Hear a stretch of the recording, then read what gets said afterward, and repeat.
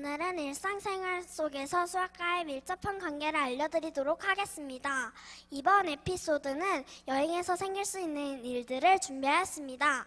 출발 전 확인해야 하는 티켓팅, 시차, 화물 적재, 환전을 해야 하는 일들과 도착 후 여행 효과적인 여행 경로를 짜기 위한 방법, 여행지의 유서 깊은 곳을 둘러보면서 벌어지는 에피소드를 준비하였습니다. 자, 어디 한번 보실까요?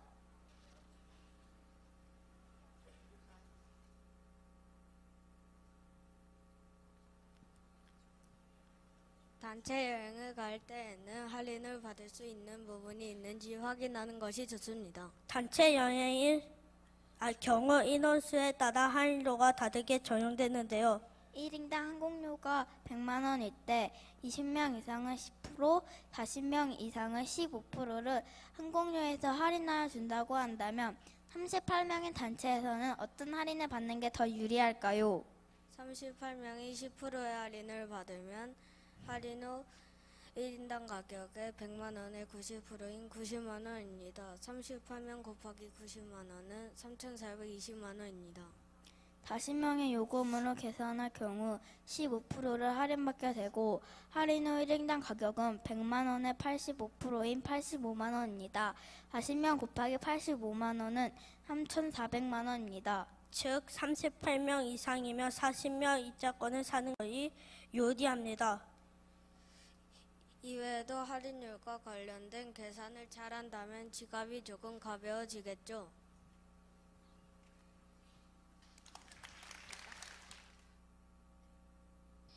여러분, 여행을 가기 전에 우리나라와의 시차를 알고 가는 것은 매우 중요합니다. 시차는 세계표준시를 기준으로 정한 세계 각 지역의 시간 차이를 말합니다. 그럼 그리스와 우리나라의 시차를 알아보겠습니다. 그리스는 우리나라보다 6시간이 느립니다. 예를 들어 우리가 그리스 여행 가는데 우리를 배웅하는 현지 가이드를 오후 10시 20분에 만나기로 했다면 우리는 적어도 몇 시에 비행기를 타야 현지 가이드를 만날 수 있을까요? 시차를 고려하여 우리는 적어도 15시 30분에 비행기를 타야 늦지 않고 만날 수 있을 것 같습니다. 그러면 그리스까지 14시간 정도 걸리고 6시간 시차를 고려하여 우리는 14시 10분에 비행기를 타야 현지 가이드와 약속을 지킬 수 있습니다. 감사합니다. 여러분, 나라마다 다른 종류의 화폐를 사용하고 계시는 거 아시죠? 그래서 여행을 갈 때에는 그 나라에서 사용할 수 있는 돈으로 환전을 해야 합니다. 우리는 그리스로 가니까 유로로 환전을 해야 합니다. 환율표로 확인해 보니 1유로는 1,330원 정도라 되는군요. 그러면 그리스에서 맥도날드 빅맥 세트는 3유로라 합니다. 그러면 우리나라 돈으로 3,900원 정도 되는군요. 환율로 따지면 그리스가 우리나라보다 더 비싸야 하지만 그리스 햄버거 값은 다른 나라보다 싼 편이라고 합니다. 그럼 본격적으로 환전을 해보겠습니다. 예를 들어 74만 원을 유로로 바꾸게 된다면 비례식을 이용하여 문제를 풀 수 있습니다. 1대 1332는 네모대 74만이므로 내항의 곱과 외항의 곱은 같으므로 74만 나누기 1332는 555.55이므로 우리가 바꿀 수 있는 돈은 반올림을 하여 556유로로 바꿀 수 있습니다. 감사합니다. 항공기 안전 운항을 위하여 항공기 내로 가져 들어갈 수 있는 짐의 크기를 제한하고 있기 때문에 해외여행 시 짐을 쌀 때는 정확하게 잘 따져봐야 할 것 같습니다. 비행기 수화물은 30kg에 33,000원이니까 1kg에는 1,100원이겠지요? 만약에 짐의 무게가 45kg이라면 45kg 곱하기 1,100원을 하여 49,500원을 준비해야 합니다. 크기를 기준으로 살펴보겠습니다. 짐의 가로, 세로, 높이의 합이 200cm일 때 48,000원이라고 합니다. 이때 10cm 기준으로 하면 요금이 240원이 됩니다. 만약에 짐의 모서리 길이의 합이 285cm라고 한다면 28.5 곱하기 240원을 하여 68,000원 정도의 요금이 필요하게 됩니다. 정말 비싼 것 같네요. 해외여행 갈 때 짐도 경제적으로 쌓아야 할 것 같습니다. 감사합니다. 여행지에 도착하였을 때에는 이동 경로 수단 및 전체 여행 경로, 여행지에 대한 정보를 알아야겠지요? 먼저 어떻게 하면 효과적으로 이동할 수 있는지 방법을 찾아보도록 하겠습니다. 산토리니 해변이 멋있다고 하여서 페리를 타고 가려고 할 때 항구로 갈 수 있는 이동 수단을 알아보도록 하겠습니다.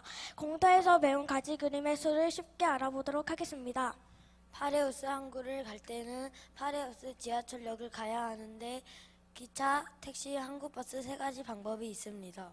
피레우스 지하철역에서는 피레우스 항구로 탈 수 있는 것은 도보, 택시, 버스가 있네요. 아, 그럼 우리가 페리를 타러 갈 수 있는 방법은 3 곱하기 3으로 모두 9가지겠군요.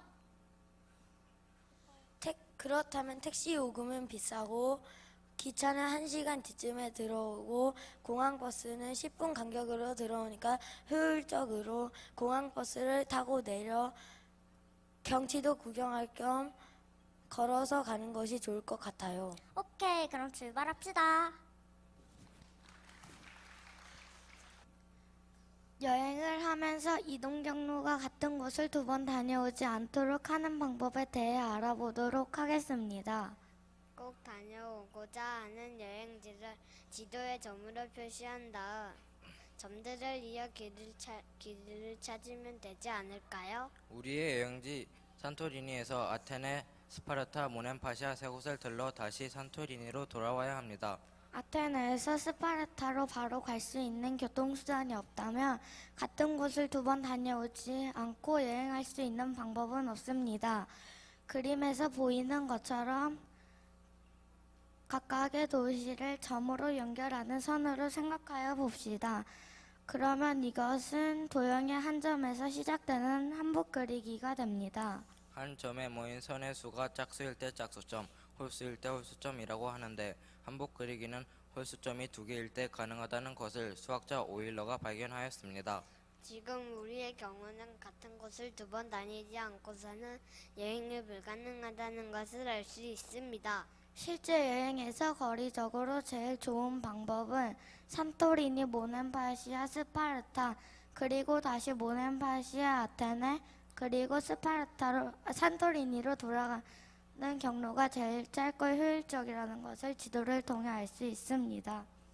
한복 그리기는 지하철 노선도 통신망 등 실제 생활에 많이 사용되고 있는 개념입니다.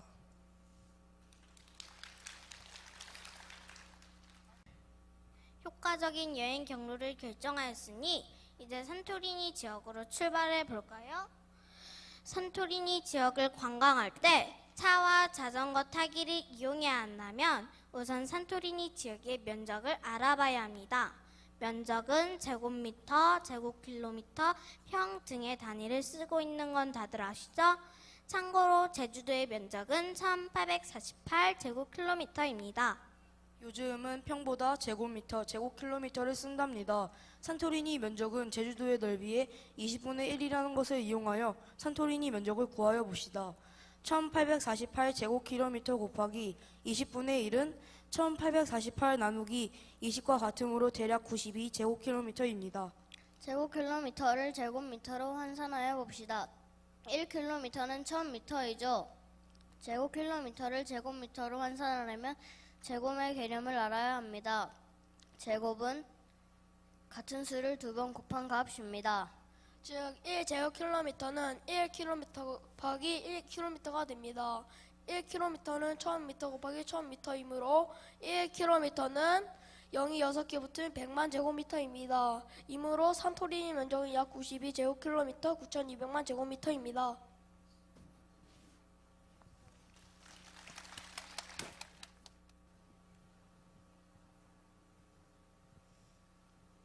지금 보이시는 이곳은 파르테논 신전입니다. 지혜의 여신 아테네에게 바치기 위해 만들어졌지요. 이 신전의 규모는 가로 31m, 세로 69.5m, 기둥의 높이는 약 2m, 지름은 2m입니다. 큰 규모보다 중요한 건 기둥 배치인데 소위 건축 미학의 악건이라 할 황금분해 구도를 가지고 있어요. 여기서 말하는 황금분해 구도란 기둥의 수가 세로는 2 곱하기 가로 플러스 1 구도를 말합니다. 아테네를 대신해서 여러분들의 수학 실력을 테스트해볼까요? 지금 보건이 한창 신전에 사용된 기둥은 모두 46개입니다. 이 n 플러스 1 구도를 가지고 있다고 했는데 그럼 가로, 세로 기둥 각각 몇 개로 이루어져 있을까요? 생각해 보셨나요? 제가 생각하기 쉽게 간단하게 해드리겠습니다. 46개의 절반이 23개로 생각하시면 안 됩니다. 신전의 정면과 측면에서 바라볼 때 겹치는 기둥이 2개 있기 때문입니다. 그래서 총 25개를 가지고 2n 플러스 1 구도를 생각하시면 됩니다. 이제부터 표를 그려서 문제 해결을 해보겠습니다. 가로, 세로 합이 25개가 되는 경우를 표를 그려 생각해 줍니다. 가로와 세로의 합이 25를 만족하고 황금 구도인 세로는 2 곱하기 가로 플러스 1 구도여야 하니까 조건을 만족하는 경우는 가로 8개, 세로 17개가 됩니다. 이상 공터 3호점 수학 발표를 마치겠습니다. 자료 경례. 안녕하세요, 여러분. 저는 아르키메데스라고 합니다. 저는 고대 그리스의 수학자이며 물리학자입니다. 저는 물속에 물체를 넣었을 때 그 물체의 부피만큼 물이 흘러나온다는 것을 알아냈습니다. 그래서 저는 왕에게 당신의 왕관이 순금으로 만들어지지 않았다면 같은 양의 순금을 넣었을 때에 흘러넘치는 물의 양과 왕관을 넣었을 때 흘러넘치는 물의 양이 차이가 있을 거라 말했습니다. 그리고 저는 실험을 통해 왕의 왕관에 순금이 아니라는 것을 밝혀냈습니다. 감사합니다. 여러분, 내가 누구인지 아나요? 나는 모든 사람에게 고대부터 수학자이자 종교학자, 자연학자, 음악가를 불리우는 피타고라스라고 합니다. 나는 모든 세상의 근원을 수라고 생각했고 학문에 대해 연구했어요. 친구 여러분, 수학은 단순히 시험만 보는 과목이 아니라 세상의 근본이 되는 것을 꼭 기억해 주세요. 감사합니다. 탈레스는 그리스의 수학자로 왜 그렇게 되는지 밝혀보자의 선구자입니다. 이집트 사람들이 아무도 피라미드의 높이를 구하지 못하고 있을 때 태양에 비친 그림자를 이용하여 거대한 크기의 피라미드의 높이를 알아낸 수학자로 유명합니다. 감사합니다.